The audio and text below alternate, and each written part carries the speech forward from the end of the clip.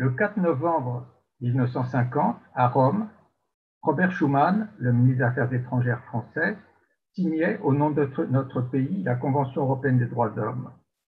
70 ans après, cette Magna Carta de l'humanisme européen réunit 47 États parties. Il est bien sûr impossible de résumer une telle aventure intellectuelle, à la fois éthique et politique, diplomatique et juridique, de 70 minutes en quelques minutes, d'autant plus que c'est une histoire riche de contradictions et de rebondissements. Il faut d'abord rappeler que la Convention européenne des droits de l'homme est un traité dans un traité.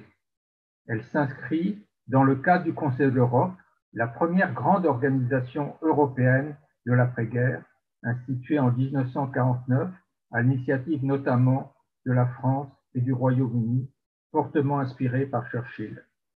C'est le Conseil de l'Europe, dont le siège est à Strasbourg et dont les deux langues officielles sont le français et l'anglais, qui sera le symbole de la réconciliation franco-allemande dans les années 50 et de la construction d'une Europe démocratique fondée aussi sur un patrimoine commun d'idéal et de traditions politiques, de respect de la liberté et de prééminence du droit, selon les termes du statut du Conseil de l'Europe repris dans le préambule de la Convention européenne des droits de l'homme de 1950.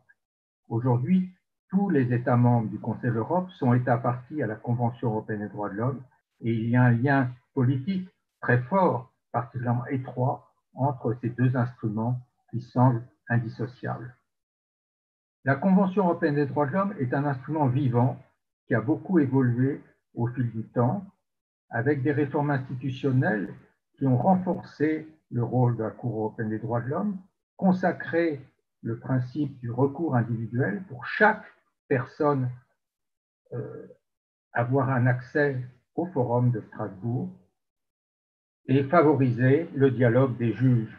mais aussi la consécration de nouveaux droits, notamment l'abolition de la peine de mort à travers tout le continent, cette réforme étant également consacrée dans la Constitution française grâce à Jacques Chirac. Cette dynamique a permis le développement d'une jurisprudence très riche, inspirée des grandes traditions juridiques européennes, notamment le principe de l'égalité et le principe de proportionnalité qui sont chers au Conseil d'État. Si je devais esquisser un bilan très sommaire de l'œuvre accomplie, j'aimerais souligner trois perspectives complémentaires. D'abord, le point de vue des individus. La Convention a pour vocation de protéger les droits et libertés de 830 millions de personnes et plus largement encore de toute personne sous la juridiction d'un État partie. Mais cette protection est avant tout indirecte, en se fondant sur le principe de subsidiarité, c'est-à-dire la responsabilité première de l'État de faire respecter et de respecter les droits garantis, notamment à travers l'action des pouvoirs publics, le législateur comme les juges, les juridictions souveraines. La jurisprudence européenne donc donne un grand rôle aux États en reconnaissant leur marge nationale d'appréciation et en tenant compte de la diversité des situations locales, des circonstances, pour adapter sa jurisprudence au plus près, avec une sorte de casuistique juridique qui est particulièrement fructueuse. La Cour constitue l'ultime recours pour les requérants, une fois épuisés tous les voies de recours internes, et à cet égard, elle constitue une sorte de filet de sécurité. Et d'ailleurs, la Cour constitue cet recours pour tous les requérants, et il est curieux de noter que les critiques les plus virulents de la Cour européenne sont les premiers à recourir à sa protection lorsque leurs droits semblent bafoués. Cette garantie supranationale des droits de l'homme est d'autant plus importante lorsque la situation nationale est fragile, avec des états de droit qui sont menacés, en permettant, lorsqu'il y a une défaillance systémique du système national, un recours à cette protection supranationale. Ce qui m'amène au point de vue des États. Pour les États, l'adhésion du Conseil de l'Europe a été et reste un brevet de démocratie, consacrant leur appartenance au club des démocraties parlementaires pluralistes et consacrant la garantie collective d'un même idéal de démocratie et de liberté. Cette responsabilité collective ne se traduit pas seulement sur le terrain contentieux, mais sur le terrain diplomatique, y compris la diplomatie parlementaire, avec le rôle de l'Assemblée parlementaire du Conseil de l'Europe, qui est particulièrement importante. Et à cet égard, la présidence française du Conseil de l'Europe l'année dernière a été un exercice très fructueux pour rapprocher les points de vue, notamment avec la Russie, la Fédération de Russie, qui semblait s'éloigner du Conseil de l'Europe. Pour les États grands ou petits, l'égalité des États devant la Convention est un principe fondamental, quelle que soit leur taille. Pour les États soucieux comme la France des droits de l'homme, la possibilité de jouer un rôle au Conseil de l'Europe est particulièrement importante. Cette action diplomatique, unilatérale ou multilatérale, leur donne une autorité morale incontestable, une légitimité, un levier politique qu'on ne saurait négliger en cas de crise interne ou crise géopolitique. En tant qu'État hôte, la France a d'ailleurs une responsabilité propre et une influence morale qu'on ne saurait négliger. Elle a joué un grand rôle à travers ses juges. Je pense en particulier à René Cassin, qui a présidé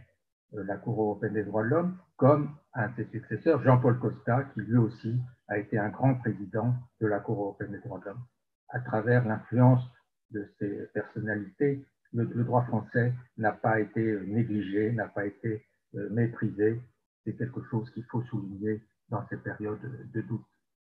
Et il faut rappeler que la France est loin d'être un mauvais élève de la Convention européenne des droits de l'homme. Certaines condamnations sur la surpopulation carcérale, par exemple, sont tout à fait légitimes et nécessaires pour une prise de conscience interne, mais le plus souvent, la jurisprudence européenne conforte les solutions des cours souveraines. Et pour prendre deux exemples particulièrement sensibles aujourd'hui, comme d'ailleurs depuis toujours, la liberté d'expression ou la laïcité sont des points sur lesquels la Convention européenne des droits de l'homme, la jurisprudence de la Cour européenne des droits de l'homme, avec l'arrêt Handicide ou d'autres grands arrêts de principe, sont tout à fait en harmonie avec les solutions de la tradition juridique française et de nos jurisprudences à tous les niveaux, jurisprudence du Conseil d'État, de la Cour de cassation ou du Conseil constitutionnel. Enfin, dernier point,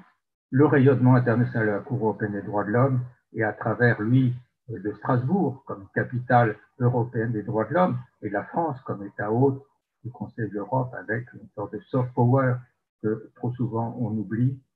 ce rayonnement dépasse les frontières du continent.